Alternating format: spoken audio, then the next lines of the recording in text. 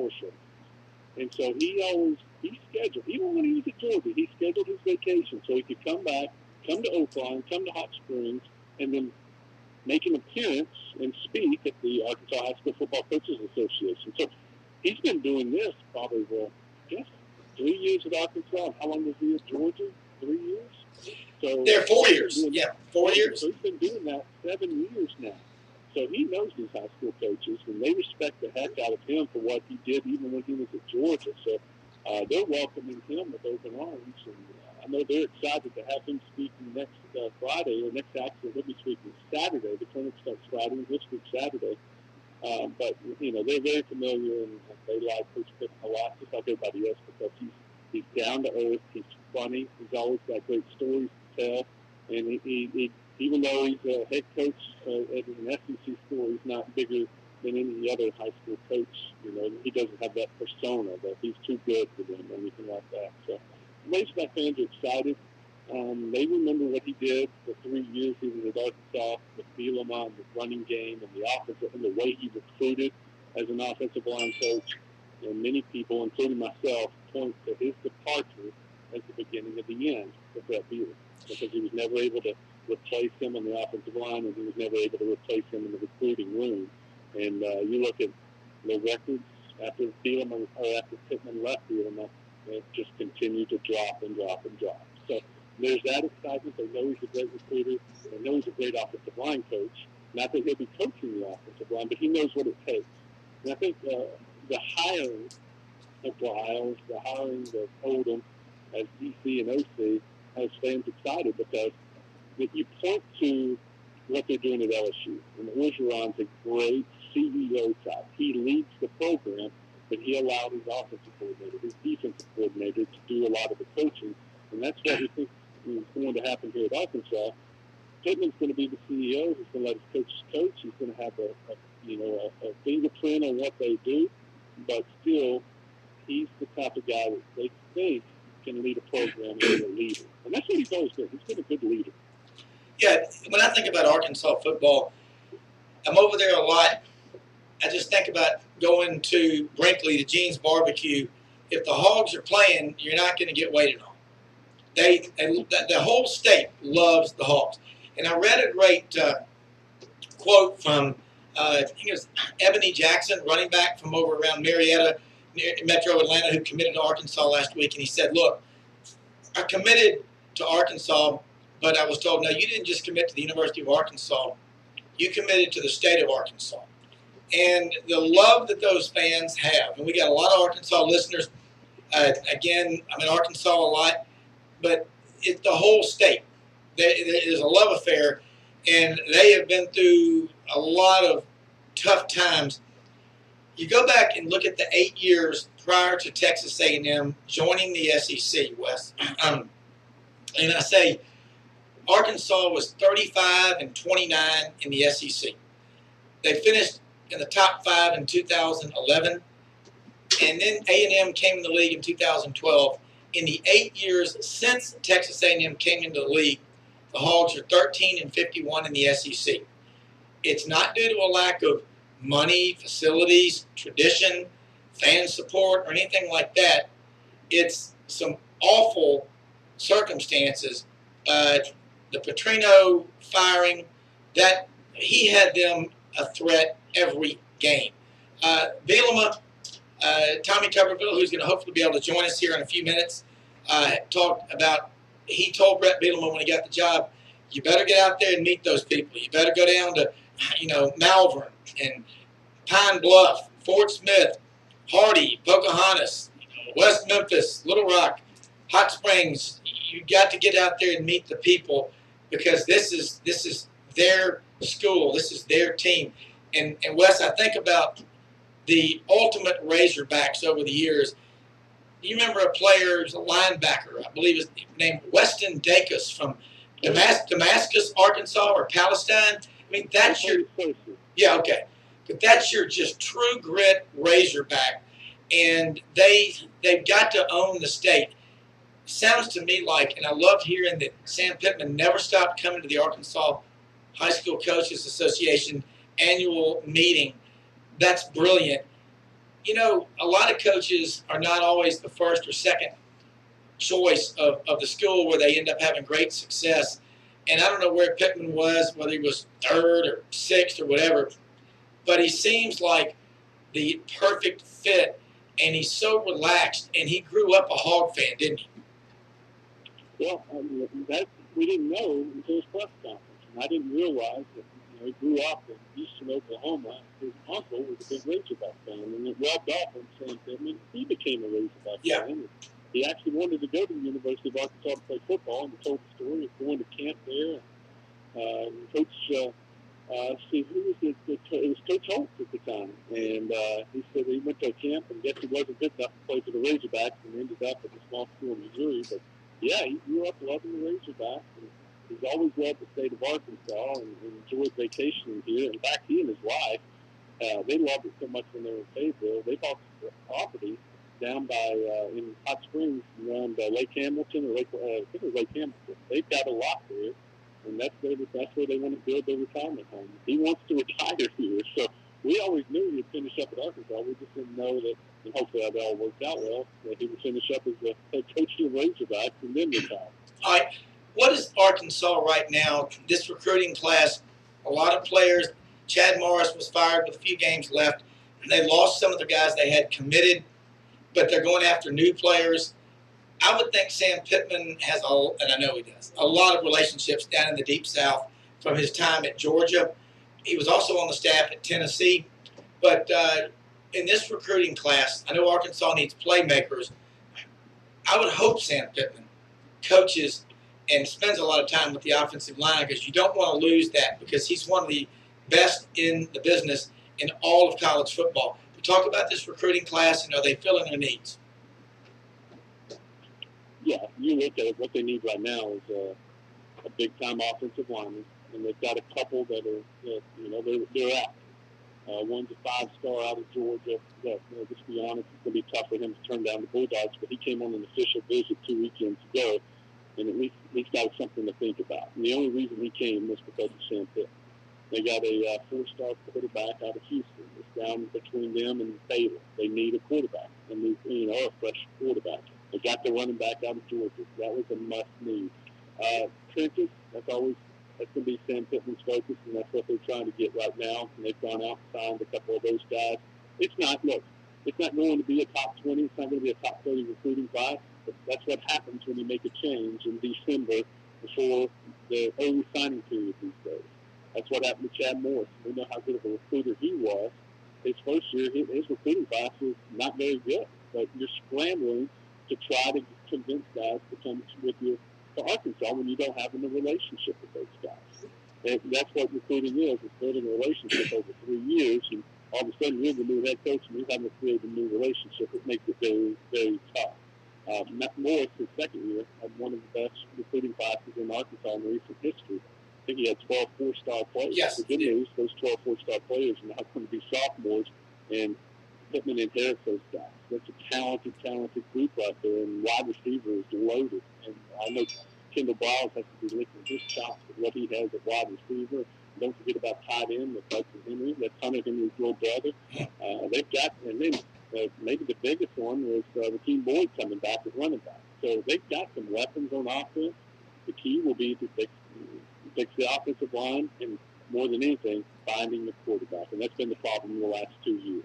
They haven't had a quarterback. They play quarterback shuffle. I think there's been 8 different starters in 4 years, and that's absolutely unheard of. You've got to find one guy, and hopefully, whether it's Felipe Franks or KJ Jefferson, that's got to be the guy that leads this team. I wanted to ask you that one. Felipe Franks transferring from Florida. He was injured in the Kentucky game last year. Kyle Trask out of Malvern, Texas, came into the game and took over, and Felipe Franks obviously saw the writing on the wall. He's out of there, but he's a pretty good quarterback. You think he's look, nothing's given to you, but pretty much, unless he really screws up, going to be the starter for the Hogs after spring practice is over? I would think so. How many SEC starts does he have? He's started for 2.5 years at Florida, or 2 years and 4 games before getting injured. Arkansas's other quarterbacks on the roster have, I think, a combined 3 starts, and They've thrown like 8 passes. It's something in crazy number, like 8 passes total.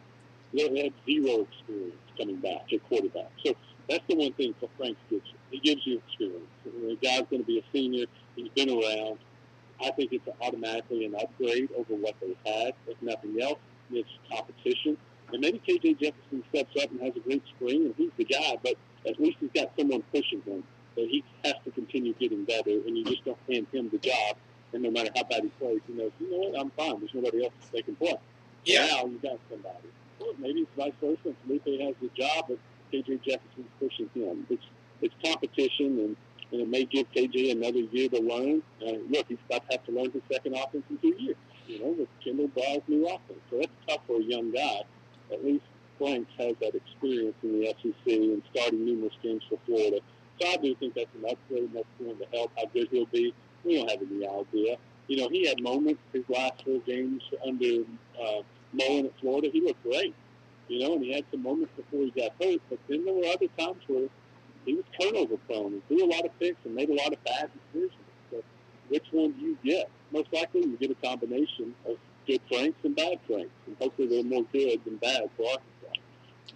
Arkansas traditionally has recruited well in the state of Texas. I referenced a few minutes ago about A&M. Since they came into the league, Arkansas's SEC record 13-51. It's not, again, Arkansas has money. They have facilities that are second to none in all of America. Who are some of the coaches on this staff that have the Texas ties that you think can get Arkansas in on some of the, maybe getting 4 or 5 of the top 50 or 60 players out of Texas, which would be a big step forward in getting Arkansas back into, contention for the SEC West? Yeah, that's the key point. It's recruiting Texas, and that's what Chad Morris was able to do so successfully. He had more players committed and signed to Arkansas than Brett Bielema did his whole entire tenure here. Bielema went to Florida. That was his big thing. Florida, Louisiana, and Arkansas. And not that Texas was ignored, but he just didn't get that many recruits out of Texas. Morris came in and changed that immediately with his first signing class and especially his second signing class. And I do not see them just skipping out on Texas. It's too valuable. A&M had a little impact on Arkansas, but not really. I think more than anything, it was Bobby Petrino leaving. That's what led to the demise of Arkansas. I mean, it just left the program in a terrible, terrible state. And you had the John L. Smith year, and then Bielema came. It looked like he was building. Then it fell apart. And then the Morris experiment did not work. They have to go into Texas and keep recruiting like Morris did. They did retain one of Morris's assistants, Justin Stepp, the wide receiver coach, and he's in Texas, East Texas recruiting and doing a good job. They've given the Houston area to another assistant and the Dallas-Fort Worth area to a third assistant. So he knows the importance of Texas. They're also going to recruit Louisiana hard, and what they're doing now, the first time I've seen in a while, since maybe Ronnie Wingo was at Arkansas, they're recruiting that St. Louis area. And that comes because of Odom and the new offensive line coaches at Missouri. They have their ties in that Missouri area, and they feel like they can pull some really good players out of the St. Louis area. They've got a big offensive lineman who's considering Arkansas, a 4-star offensive lineman who was very familiar with Odom at Missouri, and they feel like they have a good chance to get him, but they're not just stopping with him. They want to continue to recruit Missouri. So Pittman's footprint will be like a lot of other coaches, and what Morris said. They're going to recruit the eastern part of Oklahoma. They're going to go into Memphis. They're going to go into that western part of Tennessee. They want to go into Kansas City and St. Louis area. They're going to hit Louisiana hard because LSU can't sign them off.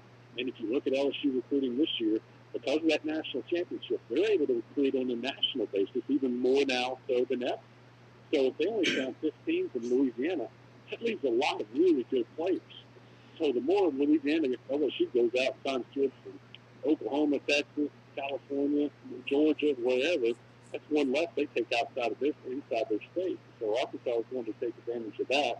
And they got some guys that are going to recruit Mississippi, and then really they're recruiting Georgia harder than they have in the past. And part of that is because of Pittman's connections in Georgia and a couple of the hires that he made out of Georgia. Yeah, and I'll give you some numbers. 182. That's the number of Division I players that came out of Georgia this past year. About close off the top of my head, name any Arkansas Razorbacks in Georgia. Yeah, and then tell you? Yeah, and Georgia maybe signed 8 kids out of Georgia. And Alabama will produce about 100 Division I players in a typical year. Between Auburn and Alabama, they may sign a dozen of them this year. And Mississippi, they'll produce 75 kids, maybe 80. Ole Miss and Mississippi State struggling. Mississippi State's doing really well in state. But I'm just saying there's so many players from those states. In Arkansas, you're right. Bielema went down into South Florida. But you get these kids from these small towns. The Arkansas Democrat did a story, Wes, you probably remember it, 1998, 99, why the schools in the Deep South have the success they have and why is Arkansas struggling. And they looked at all these. It came up with the blue-collar work ethic.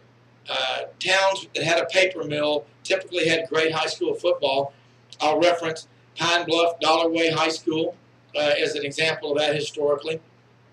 But the Hogs, if I were the Hogs, I'd be going into the Deep South. And you're right, LSU's not going to take every kid in Louisiana, and not every one of them wants to play for LSU. But I think it's just getting coaches that can relate and will go out there and put the time in to build relationships with the coaches. And then, like Tommy Tuberville always says, and I know he's going to try to be on the show with us. He's at a campaign event down in South Alabama today. But Wes, we could talk Hogs all day. I love it. But Arkansas, he said they've got to own their state. And it sounds like they're on the way to doing that. Yeah, the biggest problem Arkansas faces inside their state of Arkansas, honestly, it produces 5 to 7 recruits a year. That's not enough. You got to get off 5 or 7 of those guys, because we've seen that KJ Hill go to Ohio State. How would he have looked in the racetrack uniform? It would be great. They lose some of the guys inside the state. Some of them just don't want to play at Arkansas. They want to get away, and don't. There have been a couple kids at Fayetteville. The Fayetteville High School is literally 2 blocks away from the campus. You can walk from Fayetteville High School to Razorback Stadium and not go to the show. But some of those kids they want to get out of Fayetteville. They want to go somewhere else. And I understand that. But if there's a kid and you have a chance to get him, you've got to recruit and do a better job and not let anybody from the state of Arkansas lose that doesn't want to lose. But then that's why it's so important to go outside the borders for Arkansas and hit that Oklahoma, Memphis, Louisiana, and Georgia area. That's right. All right, let's switch sports, talk basketball. Eric Musselman having a good start this year. The Razorbacks have lost 4. Eric Musselman came from Nevada. He's a winner. He's been in the NBA. He knows what the NBA needs. He's got a great top 5, whatever service you're looking at, top 10 recruiting class coming in. Arkansas, Bud Walton Arena, 19,000 fans. One of the toughest places to play in America, isn't it? Tell you what, they've already sold out several games this year, including the Kentucky game. 19,200, man, and it's a rowdy place. But the disappointing thing is Kentucky came in here and won 2 Saturdays ago, and then they just lost to South Carolina last Wednesday night, and that hurts. You know what? He's overachieving with a small team. When he came in, we knew what the roster looked like. They're the smallest team in the SEC. They don't have a true center.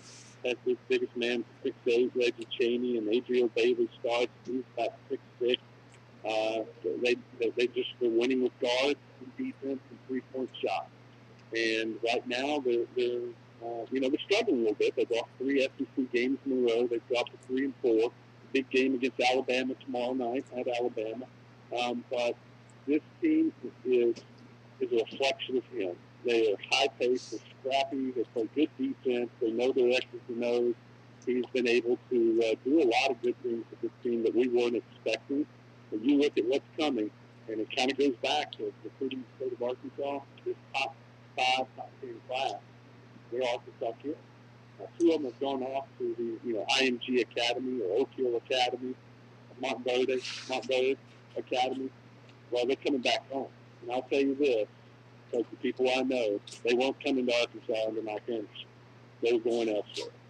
But Eric Musselman came in and give him a ton of credit. in a year, he was able to create a relationship with these guys and convince them to come home and play for the Razorbacks. And next year they're going to have more size, and that's going to help a lot. And they've got a 7'4" Connor Vanover who was playing at Cal. He transferred back home. He's from Arkansas. Wasn't really recruited by Mike Anderson, didn't fit his style, but he's going to be eligible next year. So they'll have more size next year, and they'll have all these top 40 top players. And so the team will look different next year. They'll be bigger.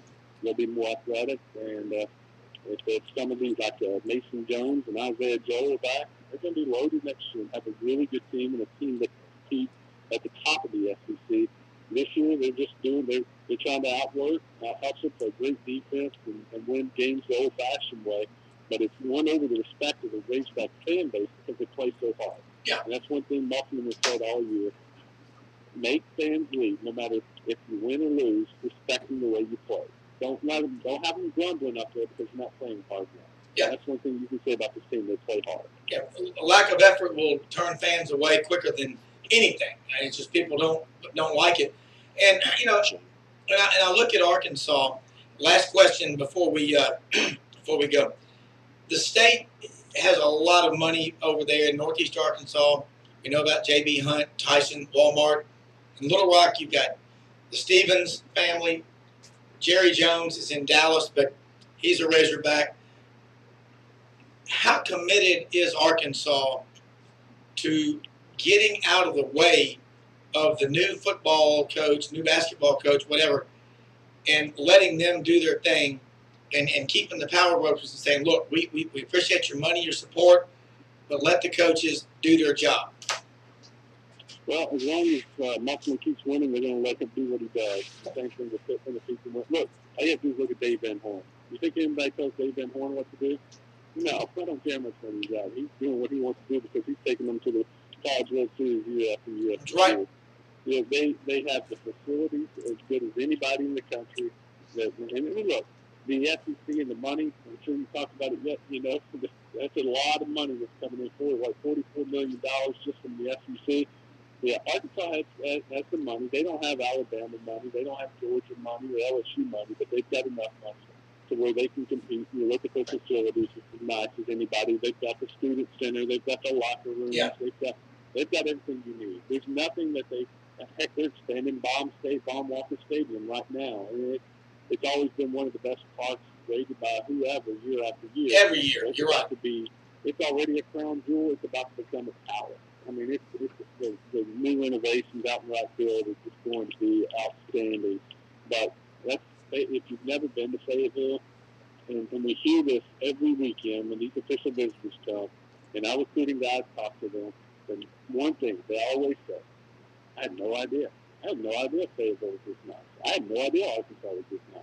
Because, let's be honest, Arkansas still has the perception of being backwoods and barefoot and people missing their teeth. Until you're actually in Little Rock or Fayetteville and see what it's like, you have that perception, and they don't know. And sometimes it kills Arkansas when it comes to recruiting. These kids don't know, and once they get up there, they realize, wow, this place is really nice, and they're able.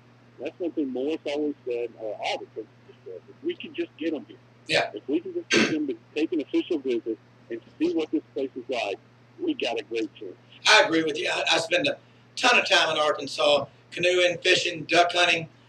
Sadly, just moments ago, Wes, all flags at half-mast. Duck season has ended. It's tough, but I'll tell you what. You're right. Get a kid up there on Dixon Street in Fayetteville. Their head will be spinning. Great place. I hope you will join us again on the show, Wes. Thank you so much. Great report for Arkansas. And, man, we'd love to have you back on. And let's take a commercial break and mention our sponsors, and we'll be back with our last call. Joe from Parrish, Florida. This is Sidelines.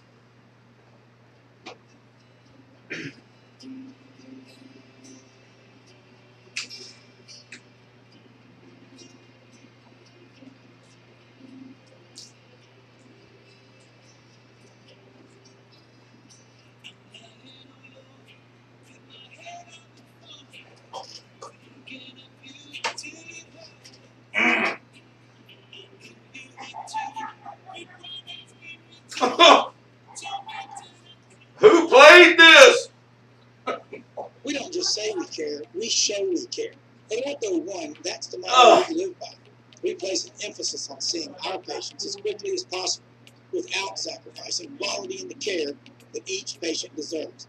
Our experienced orthopedic physicians, all of whom are surgeons, display a genuine interest in your personal health. A concern for your time and a friendly, skilled staff are what you can expect every time you visit one of our offices in Arlington, Collierville, and Olive Branch. Fast, quality care.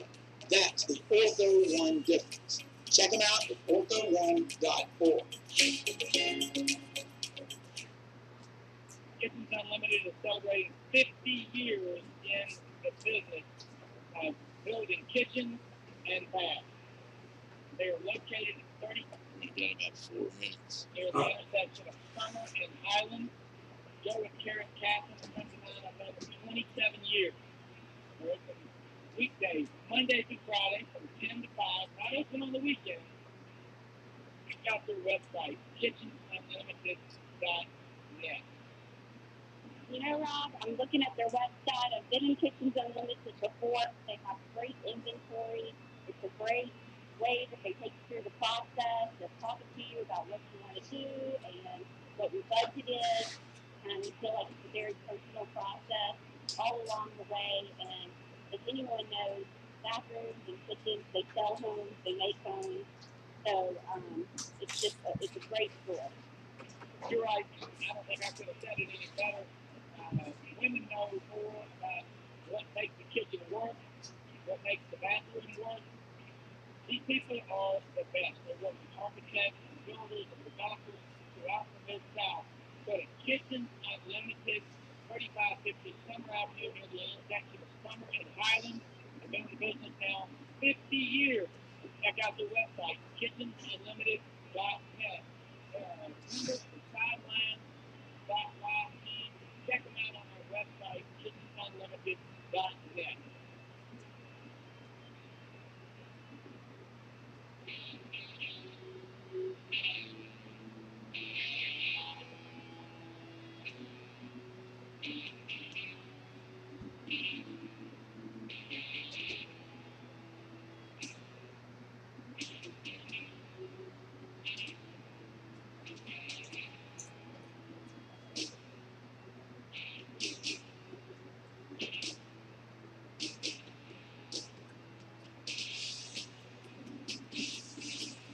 Mexican cowboy.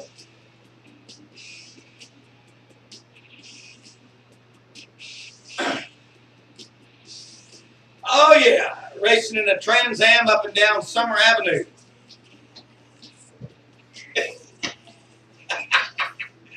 Woo!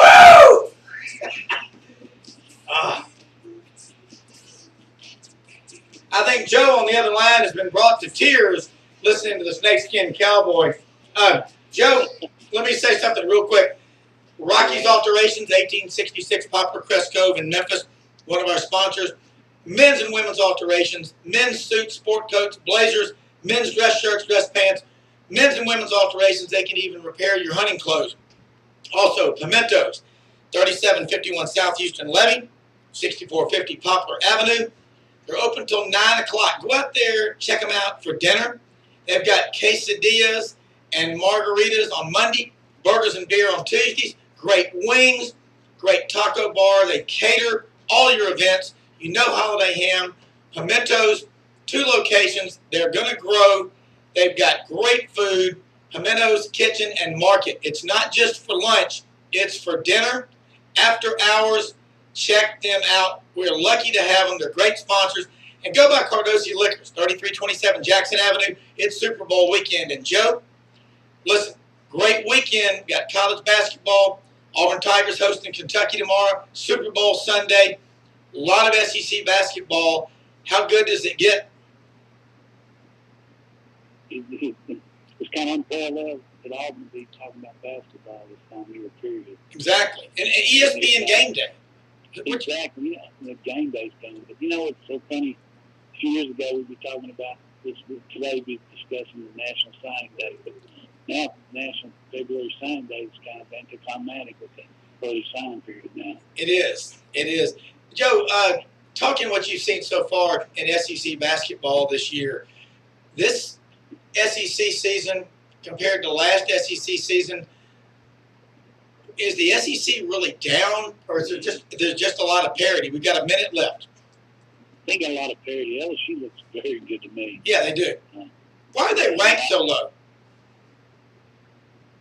Good question. They keep beating people. They won't be ranked low. They'll be coming up. Yeah, they will. You know, just a matter of winning. That ranking doesn't really matter. It's what you do at the end of the year. Yeah, you're right.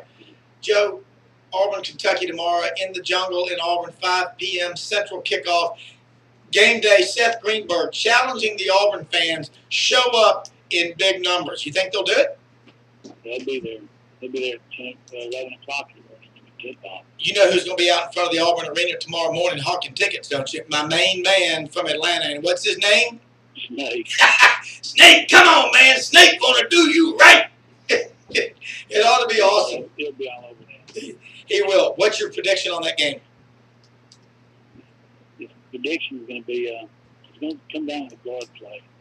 Auburn guard's going to improve over the past couple of games. Then it'll be an easy win for Kentucky. Otherwise, I think Auburn will win by a handful of points. It'll be fun. I'm going to hold you to it. Thank you again, our title sponsor, Duncan Williams Asset Management. We are proud to have them on board. A great partner, 50 years and growing here in Memphis. Duncan Williams Asset Management.